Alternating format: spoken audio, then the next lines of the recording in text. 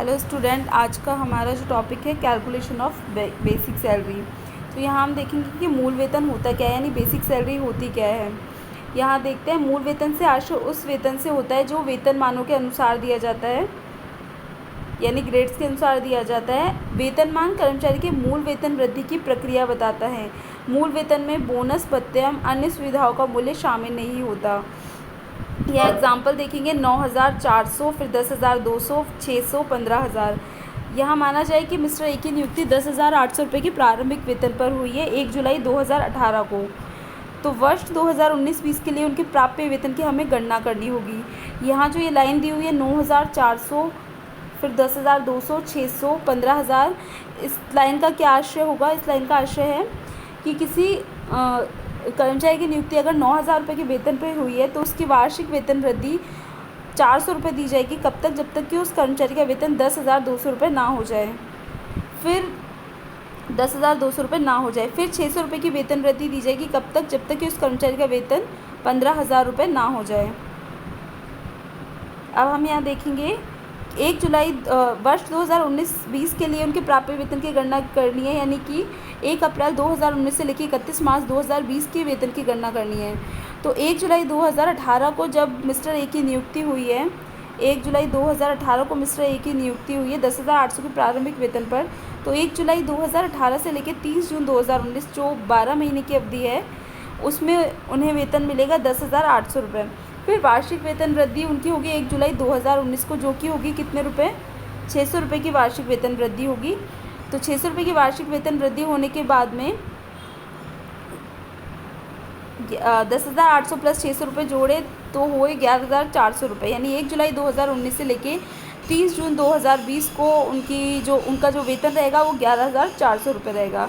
तो अब हमें यहाँ पे कैलकुलेशन करनी है, गत वर्ष की गणना करनी है, यानी 1 अप्रैल 2019 से लेकर 31 मार्च 2020 तक की गणना करनी है हमें। तो 1 अप्रैल से 30 जून 2019 तक जो वेतन रहेगा मिस्टर ए का वो रहेगा 10,800 इंटू 3, यानी 32,400 रुपये। और 1 जुलाई 2019 से 31 मार्च 2020 तक, यानी ये 9 मंथ्स की जो पीरियड है उसमें 11,400 इंटू 9, यानी 1,02,600 रुपये। ये हुआ 1,35,000। अब नेक्स्ट हम क्वेश्चन देखते हैं। यहाँ बोला है गत वर्ष 2018-19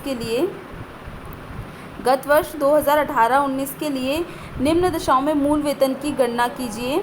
श्री उत्तम एक सरकारी विभाग में लेखापाल है। गत वर्ष 2018-19 में उनको निम्नलिखित कटौतियाँ करने के बाद में 3,16,056 रुपये का वेतन प्राप्त हुआ। प्रोविडेंट फंड में अंशदान 26,400 रुपये, जीवन बीमा प्रीमियम 3,600 रुपये, 3,600 रुपये, सवारी ऋण की वसूली 400 रुपये प्रति माह एवं आयकर 1,144 रुपये है। नीचे दिया हुआ है। इसके अलावा उन्होंने जनहित में 1,000 रुपये के वेतन का स्वेच्छा से त्याग किया है। क्वेश्चन फर्स्ट का ये पार्ट फर्स्ट है, इसकी कैलकुलेशन हम देखते हैं। बेसिक सैलरी की हमने कैसे गणना की है? श्री उत्तम चंद की बेसिक सैलरी की गणना प्रीवियस ईयर 2018-19 के लिए। तो यहाँ हम देखते हैं कि जो वेतन उसे प्राप्त हुआ है वो है 3,16,056 रुपये। यहाँ लिख लिया हमने 3,16,056 रुपये। और जितनी भी डिडक्शन जो सैलरी से कर दी गई है ऑलरेडी, उन्हें हम क्या करेंगे? वापस से ऐड करेंगे। तो हम यहाँ पर देखते हैं हम ऐड करते हैं डिडक्शन को। कंट्रीब्यूशन टू प्रोविडेंट फंड ये यहाँ पर है 26,400 रुपये हमने वापस से जोड़ दिए। LIC प्रीमियम है वो हमने वापस से जोड़ दिए 3,600 रुपये, 3,600 रुपये। और रिकवरी ऑफ कन्वेंस लोन यानी सवारी ऋण की जो वसूली हुई है वो 400 रुपये प्रति माह के हिसाब से हुई है, यानी 400 इंटू 12 मंथ्स कर देंगे हम, तो यहाँ पर आए 4,800 रुपये। और इनकम टैक्स 1,144 रुपये, इसे भी हम वापस से जोड़ देंगे, तो ये हो गई टोटल 35,944। तो बेसिक सैलरी हो गई 3,52,000। इसके अलावा जो 1,000 रुपये का वेतन उन्होंने स्वेच्छा से त्याग किया, अगर जनहित में किसी वेतन का त्याग किया जाए किसी कर्मचारी द्वारा तो इसे कर योग्य आय में शामिल नहीं करेंगे। और अगर ऑलरेडी शामिल है ये तो उसे हम क्या करेंगे? घटा देंगे। नेक्स्ट हमारा पार्ट बी है। संतोष की नियुक्ति एक निजी सीमित कंपनी द्वारा 1 अगस्त 2012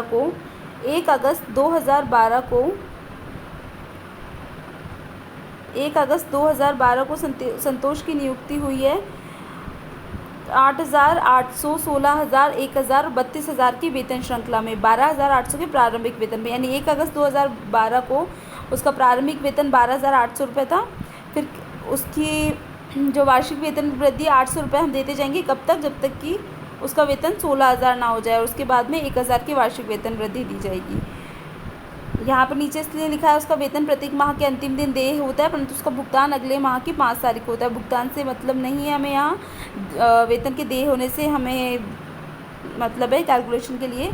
तो अब हम यहाँ पर देखते हैं पार्ट बी के लिए। प्रीवियस ईयर 2018-19 की बात यहाँ पर कर रहा है, यानी कि 1 अप्रैल 2018 से लेकर 31 मार्च 2019 तक की हमें कैलकुलेशन करनी है। अब हम यहाँ पर जो ग्रेड पे दी हुई है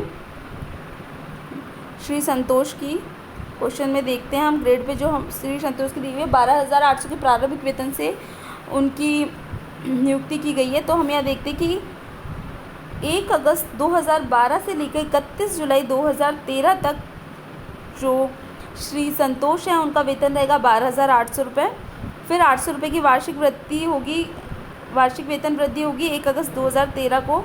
तो 1 अगस्त 2013 से लेकर 31 जुलाई 2014 तक उनका वेतन क्या होगा? 13,600 रुपये। 12,800 प्लस 800 13,600 रुपये। फिर 800 रुपये की फिर से वार्षिक वेतन वृद्धि दे होगी उन्हें 1 अगस्त 2014 को।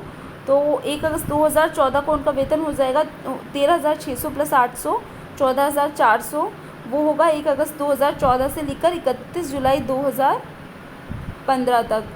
फिर इसके बाद में फिर से 800 रुपये की जो वेतन वृद्धि होगी, 800 रुपये की फिर से वेतन वृद्धि होगी, 800 रुपये की फिर से वेतन वृद्धि होगी 14,400 प्लस 800 करेंगे तो 15,200 रुपये हो जाएंगे। 15,200 रुपये कब? 1 अगस्त 2016 को वार्षिक वेतन वृद्धि हो जाएगी। 1 अगस्त 2015 को 1 अगस्त 2015 से लेकर 31 जुलाई 2016 तक उन्हें मिलेंगे 15,200 रुपये। फिर वार्षिक वेतन वृद्धि हुई 800 रुपये की, यानी 1 अगस्त 2016 से जो वेतन मिलेगा उन्हें वो मिलेगा 16,000 रुपये 1 अगस्त 2016 से लेकर 31 जुलाई 2017 तक। फिर 16,000 रुपये होने के बाद में यहाँ हम देखते हैं 16,000 रुपये होने के बाद में जो वार्षिक वेतन वृद्धि है वो कितनी होगी? 1,000 रुपये। तो 1 अगस्त 2017 को वार्षिक वेतन वृद्धि 1,000 रुपये हुई। तो 1 अगस्त 2017 से 31 जुलाई 2018 तक श्री संतोष को 17,000 रुपये मिलेंगे। फिर प्लस 1,000 की फिर से जो वार्षिक वेतन वृद्धि होगी वो 1 अगस्त 2018 से लेकर 31 जुलाई 2019 तक मिलेगी। तो यहाँ हम क्वेश्चन में देखते हैं, हमें कैलकुलेशन करनी है सैलरी फ्रॉम 1 अप्रैल 2018 टू 31 मार्च 2019 तक के लिए। तो हम यहाँ देखते हैं नीचे जो टिप्पणी दी हुई है उसमें लिखा हुआ है 1 अगस्त 2018 को उसकी 6वीं वेतन वृद्धि होगी। अभी जो मैंने पहले कैलकुलेशन बताई है उसे देखेंगे। चूँकि उसकी प्रारंभिक नियुक्ति 12,800 रुपये हुई है तो 4 वेतन वृद्धि उसकी 800 रुपये की होगी, यानी 31 जुलाई 2016 तक 800 रुपये की वेतन वृद्धि होगी। उसके बाद में 2 वेतन वृद्धि 1,000 रुपये की होगी, यानी 1 अगस्त 2016 से 31 जुलाई 2017 के बाद में उसकी 1,000 रुपये की इंक्रीमेंट होगी। फिर उसके बाद में 31 जुलाई 2018 के बाद में उसकी 1,000 रुपये की इंक्रीमेंट होगी। तो 2 वेतन वृद्धि 1,000 की होगी। तो इस प्रकार 1 अगस्त 2018 को जो उसका वेतन होगा 18,000 रुपये हो जाएगा। लेकिन हमें कैलकुलेशन करनी है कहाँ से? 1 अप्रैल 2018 से लेके 31 मार्च 2019 की। तो 1 अप्रैल 2018 से लेके जुलाई 2018 तक तो उसका वेतन 17,000 रुपये ही रहेगा। 17,000 इंटू 4 महीने के लिए 17,000 रुपये वेतन हुआ। फिर वार्षिक वेतन वृद्धि हुई उसकी 1 अगस्त 2018 को 17,000 प्लस 1,000 यानी 18,000 रुपये। तो 1 अगस्त 2018 से लेकर 31 मार्च 2019 तक जो उसका वेतन रहेगा वो होगा 18,000 रुपये, यानी 8 महीने के लिए 18,000 इंटू 8 किए 1,44,000। तो बेसिक सैलरी जो होगी श्री संतोष की वो क्या होगी? 2,12,000 रुपये। अब नेक्स्ट क्वेश्चन में देखते हैं हम, यदि उपयुक्त उदाहरण 1B में श्री संतोष सरकारी कर्मचारी होता तो उसका मूल वेतन क्या होगा? यहाँ पर पहले जो पार्ट बी में दिया हुआ है कि एक निजी सीमित कंपनी में वो कार्य करता है, और यहाँ नीचे क्वेश्चन सी जो पार्ट में दिया हुआ है कि संतोष अगर सरकारी कर्मचारी होता तो उसका मूल वेतन क्या होता। तो यहाँ ध्यान देने की एक बात है कि जो सरकारी कर्मचारी होता है उसकी जो वेतन की प्रीवियस ईयर वो ही रहेगा 1 अप्रैल से लेकर 31 मार्च तक का, लेकिन जो उसके वेतन लिया जाएगा तो उसके जो वेतन लिया जाएगा उसका मार्च का लिया जाएगा। मार्च से लेकर फरवरी तक के वेतन की कैलकुलेशन होगी सरकारी कर्मचारी होने पर। तो यहाँ पर देखते हैं इसके अंदर जो टिप्पणी दी हुई है उसे देखते हैं हम एक बार। सरकारी कर्मचारी होने के कारण मार्च 2018 का वेतन 1 अप्रैल 2018 को मिलेगा, यानी मार्च का वेतन 1 अप्रैल 2018 को मिलेगा। हमें कैलकुलेशन 1 अप्रैल 2018 से 31 मार्च 2019 तक की करनी है। तो यहाँ पर हम जो वेतन लेंगे श्री संतोष का वो लेंगे मार्च 2018 से लेके फैब 2019 तक का। तो मार्च, क्योंकि जो मार्च का वेतन है वो उसे मिल रहा है अप्रैल में, इसलिए मार्च से लेके फैब तक का वेतन हम लेंगे यहाँ पर। तो मार्च 2018 से लेके और जुलाई 2018 तक यानी 5 महीने उसका वेतन रहेगा 17,000 रुपये, जो कि ऊपर 4 महीने के लिए था। और सैलरी फ्रॉम अगस्त 2018 टू फरवरी 2019 7 महीने के लिए 18,000 का वेतन रहेगा, यानी 1,26,000। तो 2,11,000 रुपये उसका वेतन हो जाएगा। यह ध्यान देने की बात है, इसे हमेशा ध्यान रखना होगा कि जो गवर्नमेंट एम्प्लॉई होगा उसकी सैलरी की जो कैलकुलेशन होगी मार्च से लेकर और फरवरी तक की होगी, और जो निजी कंपनियों के और अन्य कोई कर्मचारी है उनकी जो सैलरी की कैलकुलेशन होगी वो 1 अप्रैल से लेकर 31 मार्च की अवधि की होगी। प्रीवियस ईयर दोनों के लिए सेम ही रहेगा। प्रीवियस ईयर की जो अवधि होती है वो 1 अप्रैल से लेकर 31 मार्च की होती है, लेकिन यहाँ पर जो सैलरी की कैलकुलेशन है वो मार्च से लेकर फरवरी तक की होगी। तो मार्च से लेकर फरवरी तक होने का कारण क्या है, क्योंकि उसकी मार्च की सैलरी जो मिलती है वो कब मिलती है, अप्रैल में, इसलिए हम मार्च से लेकर फरवरी तक के वेतन की कैलकुलेशन करते हैं। फरवरी का वेतन मिलेगा वो मिलेगा मार्च में, इसलिए हम मार्च से लेकर फरवरी तक कैलकुलेशन करेंगे सरकारी कर्मचारी होने की दृष्टि में। और नीचे यहाँ पर एक चीज़ और दी हुई है, सरकारी एवं अर्ध सरकारी कर्मचारियों के छठे वेतनमान में मूल वेतन का निर्धारण। जैसे कि ऊपर हमने क्वेश्चन देखा था, श्री संतोष का जो वार्षिक वेतन वृद्धि कब की जाती है, 12 मंथ्स कंप्लीट होने के बाद में, यानी 1 जुलाई को उसकी नियुक्ति की गई तो वार्षिक वेतन वृद्धि 1 जुलाई नेक्स्ट जो 1 जुलाई आएगी उसको होगी। लेकिन यहाँ पर सरकारी एवं अर्ध सरकारी कर्मचारियों की दृष्टि में कुछ परिवर्तन किए गए हैं। कब से, यहाँ हम देखते हैं, सरकारी एवं अर्ध सरकारी कर्मचारी को 1 जनवरी 2006 से छठा वेतन आयोग के अनुसार ग्रेड पे विश्वविद्यालय महाविद्यालय शिक्षकों के लिए एकेडमिक ग्रेड पे बोलते हैं इसे, एवं वेतन श्रृंखला के अनुसार वेतन देने का प्रावधान है। वार्षिक वेतन वृद्धि ग्रेड पे एवं वेतन श्रृंखला के अनुसार निर्धारित वेतन का योग 3% दी जाती है। 3% की वार्षिक वृद्धि दी जाएगी हर साल।